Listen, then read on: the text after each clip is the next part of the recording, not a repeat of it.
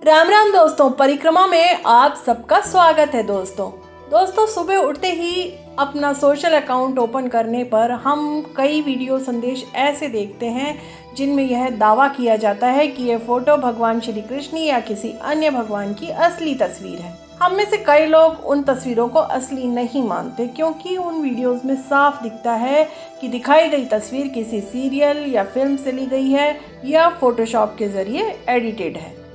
लेकिन ऐसा ही एक फोटो देखकर मेरे मन में उत्सुकता जागी कि क्या सचमुच श्री कृष्ण की पहली तस्वीर होगी, और अगर होगी तो कब और कहाँ मिली होगी और कैसी दिखती होगी। इसके बारे में पता किया जाए और असली नकली तस्वीरों में कितना अंतर है यह जाना जाए।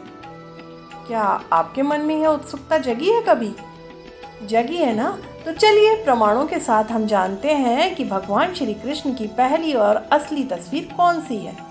और हाँ दोस्तों, आप सभी का एक बार फिर से राम राम दोस्तों में स्वागत है। तो आगे बढ़ने से पहले चैनल को सब्सक्राइब भी कर लीजिए और नए वीडियोस की जानकारी पाने के लिए साथ में बेल आइकन भी प्रेस कर लें। तो दोस्तों, जैसा कि हम सभी जानते हैं, भगवान श्री कृष्ण के जमाने को गुजरे हुए लगभग 5000 वर्ष से अधिक समय बीत चुका है। तो क्या उस समय कैमरे का आविष्कार हो गया था? बिल्कुल नहीं। आप सबने अजंता एलोरा की भित्ति चित्रों के संबंध में कभी ना कभी तो सुना होगा। बस उसी तरह प्राचीन काल में लोग दीवारों और गुफाओं में कुछ यादगार लम्हों को उकेर देते थे। पुराणों में इसी प्रकार से चित्र बनाने का उल्लेख असुर राज बाणासुर की पुत्री उषा और श्री कृष्ण भगवान के पौत्र अनिरुद्ध की प्रेम कहानी में आया है। परम सुंदरी उषा ने कामदेव के समान सुंदर अनिरुद्ध की सुंदरता और बल की चर्चा सुनी तो थी, लेकिन देखा नहीं था। एक दिन उषा ने सपने में एक सुंदर राजकुमार को देखा और वह उस पर मोहित हो गई। नींद खुलने पर उसने उस सपने के बारे में अपनी सखी चित्रलेखा को बताया।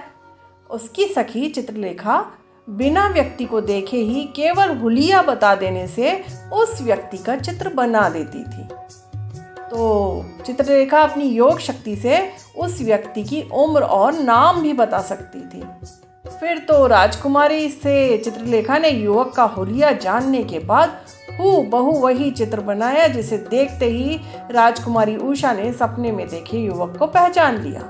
इसके बाद मायावी चित्रलेखा अपनी माया के बल पर द्वारिका से अनिरुद्ध को उठाकर राजकुमारी के पास ले आई, जिसका बहुत दिनों बाद बाणासुर को पता चला। तो उसने गुस्से में आकर अनिरुद्ध को नागपाश में बांधकर बंदी बना लिया। श्री कृष्ण को नारद जी से इसका पता चला तो वे अनिरुद्ध को छुड़ाने के लिए चल पड़े। तो इसके बाद तो ये कथा श्री कृष्ण और महादेव के बीच होने वाले युद्ध तक की है, इसलिए आगे की कहानी दोस्तों फिर कभी। फिलहाल तो इतना जानना काफ़ी है कि हालांकि आज से 5000 साल पहले कैमरा नहीं था, लेकिन इस प्रकार के टैलेंटेड चित्रकार तो थे ही। बहरहाल समय गुजरने के साथ आधुनिक काल में वर्ष 1685 में जोहान जेहन द्वारा कैमरे का एक डिज़ाइन बनाने के बाद करीब 150 साल बाद 1826 में पहली तस्वीर जोसेफ नाइसफोर-निप ने पूरे 5 से 6 दिन लगाकर हीलियोग्राफी तकनीक का इस्तेमाल करके खींची थी। स्क्रीन पर दिखाई देने वाली यह अस्पष्ट तस्वीर ही दुनिया की पहले कैमरे से खींची गई फोटो है, जो जोसेफ के घर की ऊपरी खिड़की से दिखाई दे रहे दृश्य की फोटो थी। यह फोटो आज HD क्वालिटी में मात्र कुछ सेकंड में खींची जा सकती है। इसी तरह अंदाज़ा लगाया जा सकता है कि आज से 5000 वर्ष पूर्व में श्री कृष्ण की फोटो कैसे खींची जा सकती थी। 1826 से पहले महान पुरुषों, राजा रानियों की मूर्तियां और चित्रकार द्वारा बनाई हुई तस्वीरों को ही फोटो जैसा माना जाता था। केव पेंटिंग्स को भी हम कह सकते हैं कि उस जमाने की फोटो ही है। पुराने जमाने में राज मुद्राओं पर राजा महाराजाओं की तस्वीरें ऐसे ही उकेरी जाती थी, जैसे कि आज के ज़माने में प्रचलित मुद्रा यानी नोटों पर आप देश के प्रतिष्ठित नागरिक का फोटो लगा देखते हैं। फ़र्क इतना है कि आज हम तस्वीरों को फोटो कहते हैं और तब की फ़ोटो को हम तस्वीर या चित्र कहते हैं। तो स्पष्ट है कि भगवान श्री कृष्ण की सबसे पहली तस्वीर हमें मिलेगी किसी पुरानी पेंटिंग, मंदिर की दीवारों पर या फिर पुराने सिक्कों पर। और ऐसे सिक्के मिले भी हैं जिसमें भगवान श्री कृष्ण की तस्वीर दिखाई देती है। लगभग 180 ईसा पूर्व ग्रीक राजा मिनेंडर की मृत्यु के बाद उसकी पत्नी अगाथोक्लियो थियोट्रोपस ने अपने बेटे के साथ शासन संभालने के साथ भारत यूनानियों के पहले ज्ञात द्विभाषी सिक्के जारी किए थे। ये सिक्के उत्तर पूर्वी अफगानिस्तान के महान ग्रीको बैक्टीरियन शहर ए खानम में पाए गए थे।